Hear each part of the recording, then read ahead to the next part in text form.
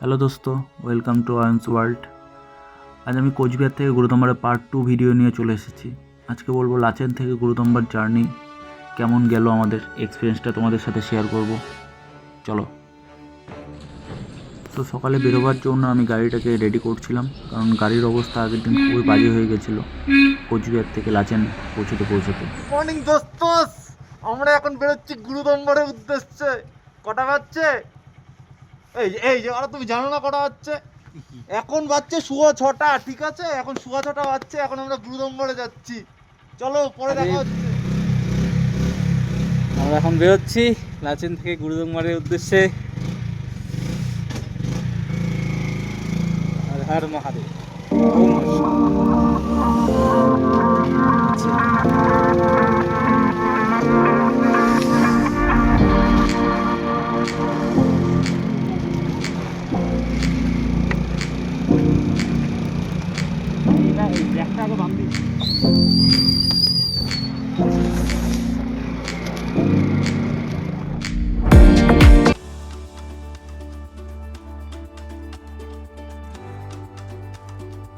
So এত কিছুর পরে আমরা এখন গুরুদম্বারের রাস্তায়, আর মাত্র 40 থেকে 45 কিলোমিটার রয়েছে।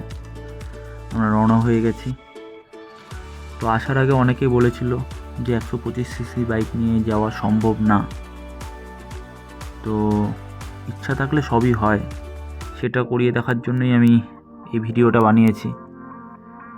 তো আমার এক্সপিরিয়েন্সটা আমি তোমাদের সাথে শেয়ার করছি, যাতে তোমরা সাহসটা পাও অন্তত যাবার। কারণ সবার কাছে দামি বাইক থাকে না, তো যাদের কাছে দামি বাইক নেই তারাও যেতে পারবে।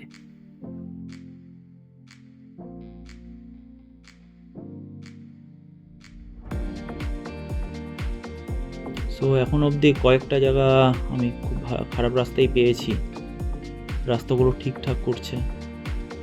তো নেক্সট টাইম যারা আসবে তারা সম্ভবত খুব ভালো রাস্তা দিয়েই চলে আসবে।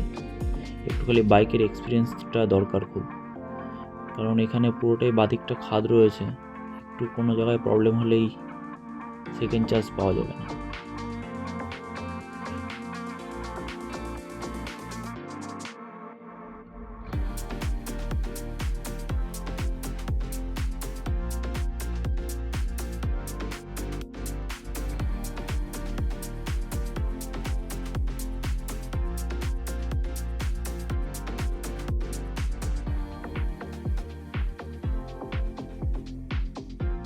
তো যে যত সিসির বাইক নিয়েই যাও, যে চালাবে এবং যে পেছনে বসবে তার বসে থাকাটা কায়দাটা অবশ্যই জানা দরকার। কোথায় কোন সিটিং পজিশনে বসতে হবে ওটা বুঝতে হবে।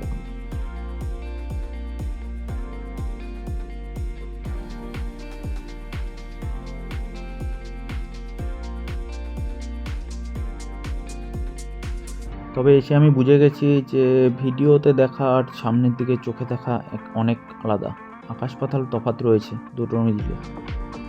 কারণ আমি ভেবেছিলাম রাস্তাটা অতটাও খারাপ নয়, কিন্তু ভিডিওতে যেটা বুঝেছিলাম আর বাস্তবে যেটা দেখছি একদমই আলাদা।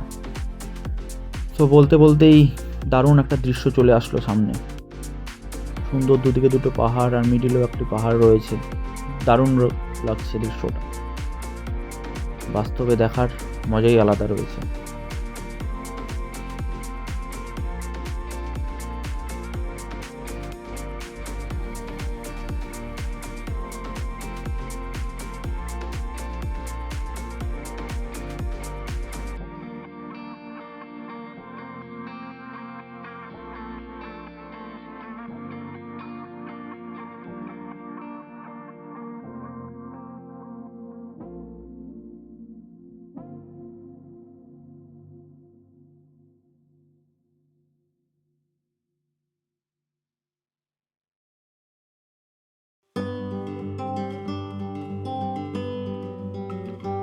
এই রাস্তাটা দিয়ে যখন যাচ্ছিলাম মনে হচ্ছে বাদিকের পাহাড়টা আমাদের দিকে তাকিয়ে রয়েছে।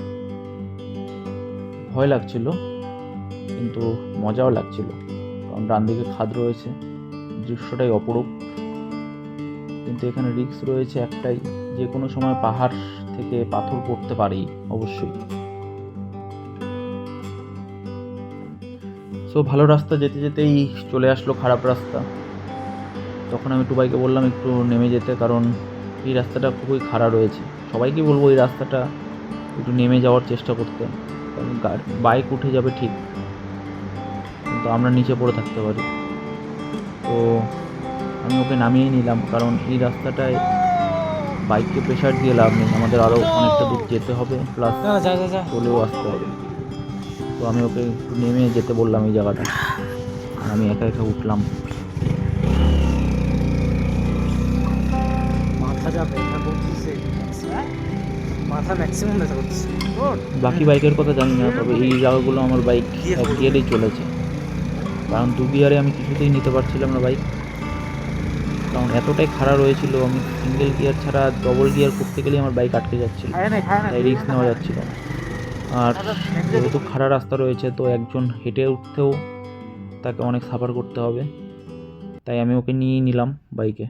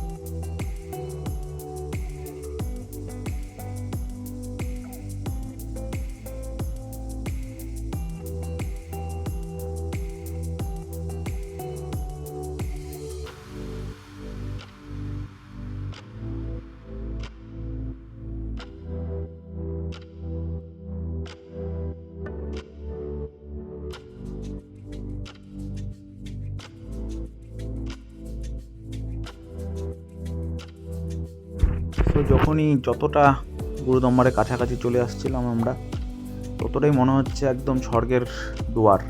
পুরোটা একদম বলে না বোঝানোর মতন একটা দৃশ্য আমাদের সামনে চলে এসেছিল, দারুণ লাগছিল। ভাবছিলাম যে যাক, স্বপ্নের জায়গা হবে তো এরকম, না হলে না হবে। দারুণ লাগছিল, জার্নিটাও দারুণ লাগছিল, কারণ আমরা ভেবেছিলাম আমি যে 4 হুইলারে কোনো দিন না কোনো দিন যাবো, তো কিন্তু 4 হুইলারের আর বাইকের তফাৎটা তারাই বুঝতে পারে যারা বাইক চালাতে ভালোবাসে। কারণ বাইকে তুমি যে কোনো জায়গায় দাঁড়াতে পারবে, সুন্দর একটা হাওয়ার অনুভূতি নিতে পারবে, দারুণ ব্যাপার। যারা বাইকার তারাই জানে একমাত্র।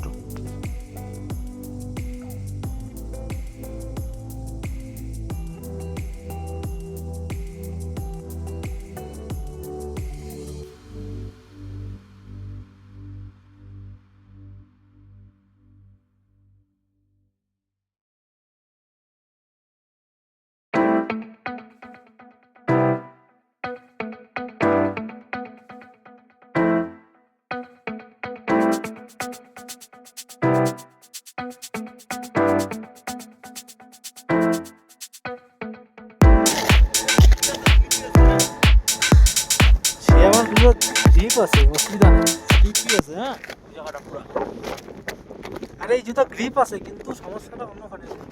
এই জুতার লা লা লা লা লা।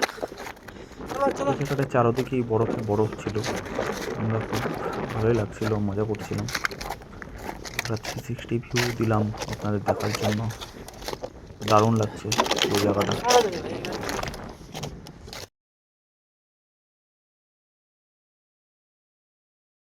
तो फिर तुम क्या चाहते हो लाइफ से बनी? रफ्तार, पागलपन। मैं उड़ना चाहता हूँ नैना, दौड़ना चाहता हूँ, गिरना भी चाहता हूँ, बस रुकना नहीं चाहता। You know, जब ऐसा कुछ करना चाहते हो ना तो सोचना नहीं चाहिए, बस कर देना।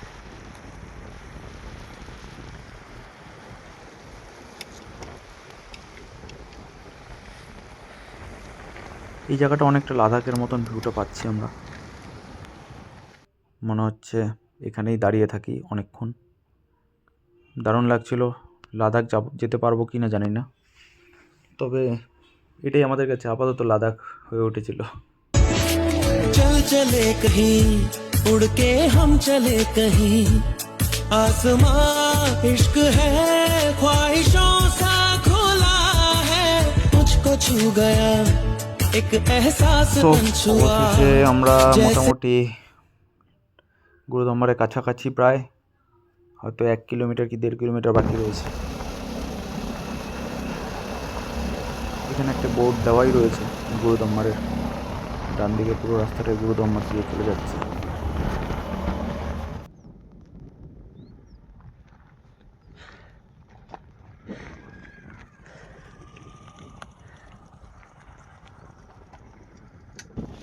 হ্যালো গায়েস, আমরা গুরুদম্বারে এসে পড়েছি গায়েস। মুখটা দেখা গায়েস, আমাদের হুনু ঠান্ডায় চুনু হয়ে গেছে গায়েস। গায়েস 17,800 ফিট, মানে আমরা জাস্ট কত মিটার এখান থেকে? 800 মিটার নিয়ার অ্যাবাউট গুরুদম্বার। জানি না এর আগে কেউ এসেছে কি না 125 সিসি নিয়ে, দুজন নিয়ে। এই যে আমরা দুজন, আর আমাদের চ্যাম্পিয়ন এখানে স্টার্টিং অবস্থায় রয়েছে। ভাই স্যালুট স্যালুট কর, স্যালুট কর ভাই সাহাব। তো আমরা মোটামুটি চলে এসেছি। এবার পরের ব্লগটা আমরা গুরুদম্বারে গিয়ে করবো। আমাদের হুনু মোটামুটি চুনু হয়ে যাচ্ছে আস্তে আস্তে, বাকিটা পরে দেখা যাবে।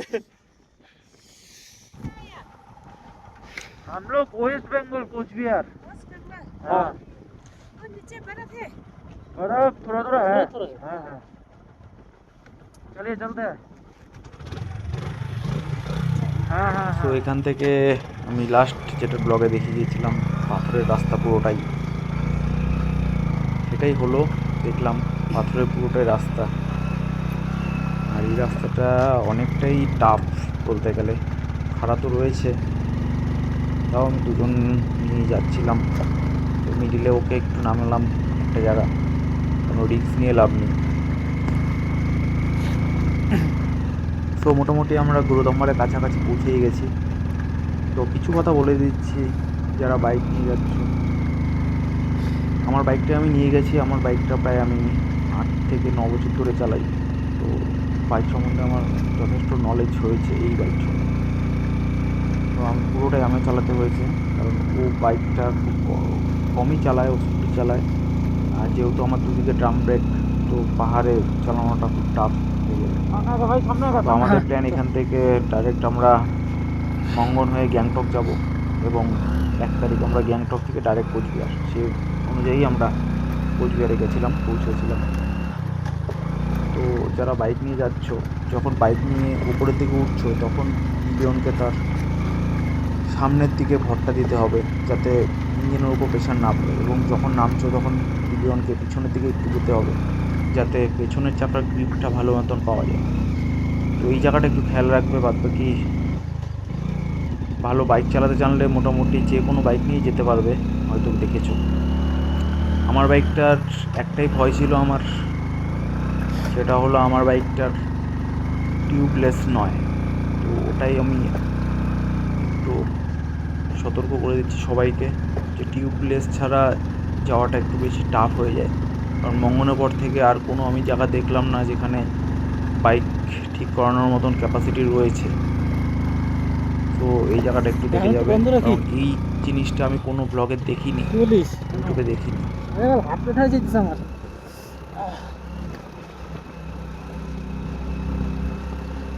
এগুলা ভিউ ভাই, এগুলা বন্ধ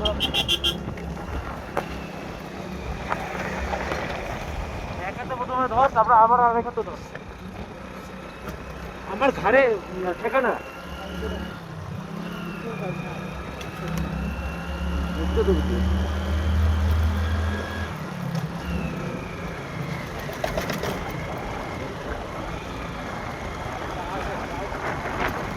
ওটা অন আছে তো, টাইমারটা হচ্ছে তো।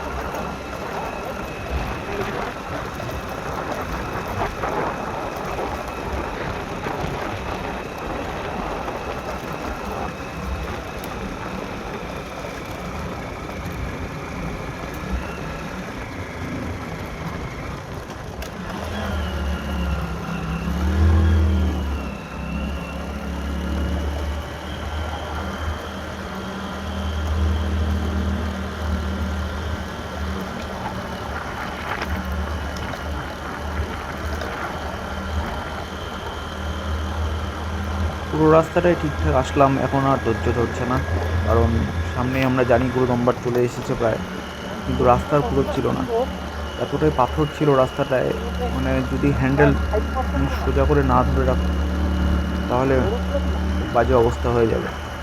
আর আমি খুব ভয় পাচ্ছিলাম যে আমরা যাতে খুব তাড়াতাড়ি গিয়ে দেখে চলে আসতে পারি, কারণ আমার বাইকের টিউবলেস না, তো ওটাই আমার সবচেয়ে বেশি ভয় ছিল।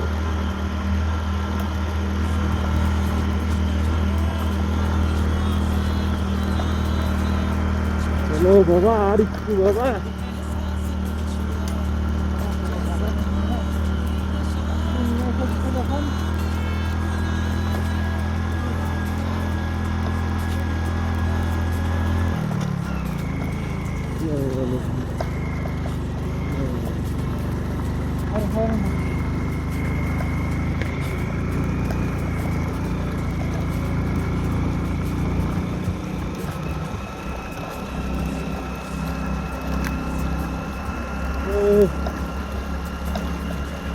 এই জায়গাটা মোটামুটি পৌঁছে গেছে গুরুদম্বরে। চার চাকায় চলে গেছি, সেই দারুণ দিক দিয়ে তোমরা পাথরে ভরা রয়েছে পুরো, তোমরা যদি ডান দিক দিয়ে হ্যান্ডেলটা যাও পুরো শক্ত করে ধরে রেখেছি। একটু বেশি খারাপ রয়েছে। একটু শ্বাসকষ্ট হচ্ছে আমার দিদিরও। না না না, এতটা না, হ্যাঁ বুঝে যাবো, অতটুকু হবেই ভাই।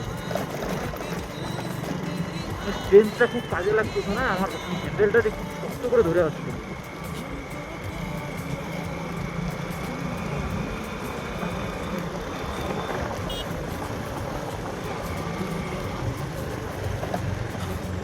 এদিকে কেন উঠছে?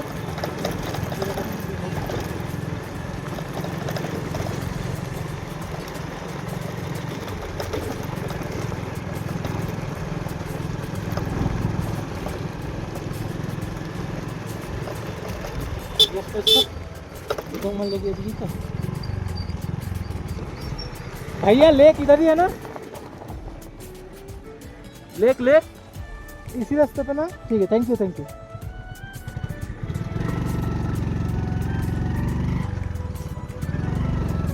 ওই ব্লগারের মতন করছে ওরা, উঠে গেছে সাইড থেকে।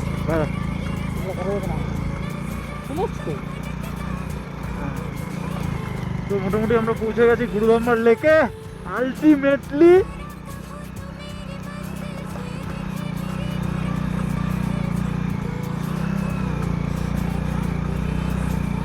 মোটামুটি আমাদের স্বপ্ন পূরণের দিকে আমরা চলে এসেছি। হ্যাঁ,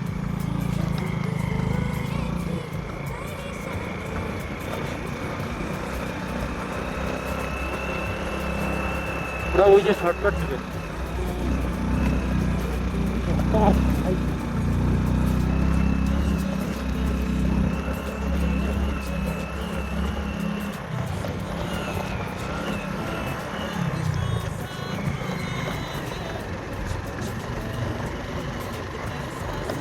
ठीक है भाई,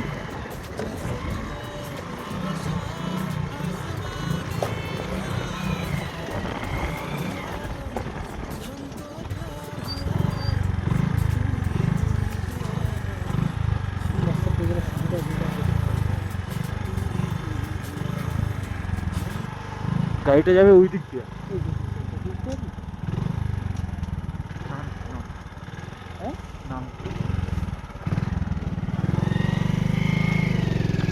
দাদা ওই গাড়িটাকে আসতে দে, দেখি কত কি আসে। হ্যাঁ 2 মিনিট ওয়েট কর না, এটি দিয়ে নামবে। হ্যাঁ আমার যতদূর মনে হচ্ছে, যদিও এটি দিয়ে নামে, এদিক দিয়ে নামে এদিক দিয়ে যাবে। হ্যাঁ হ্যাঁ এই কোন দিকেও যায় নাকি ওরা দুটো হয়ে আসতেছে সেটা জিজ্ঞাসা কর।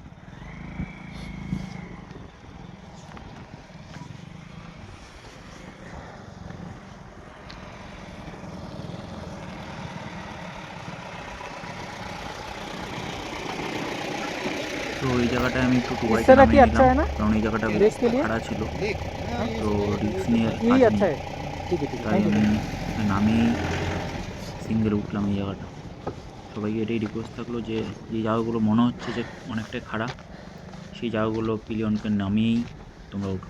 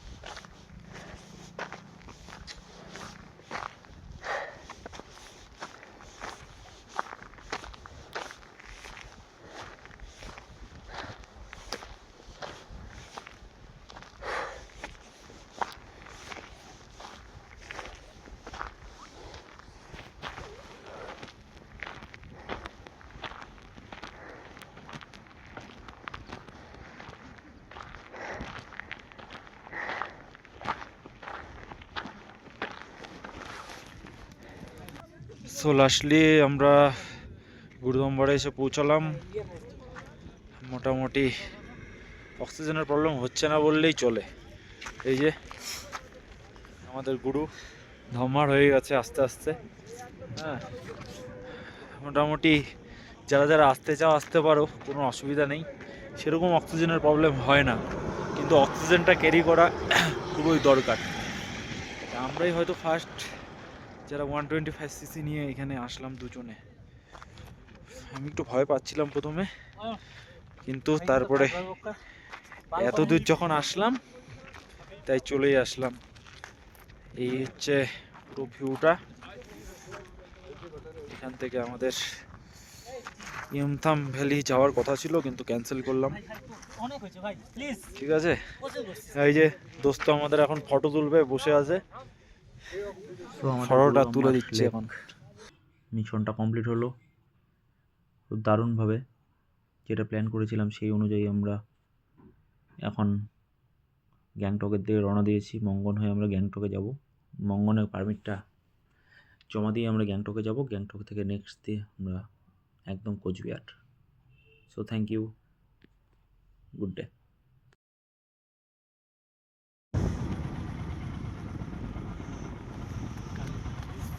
खामोशाई जिंदगी बड़ी होनी चाहिए, लंबी नहीं।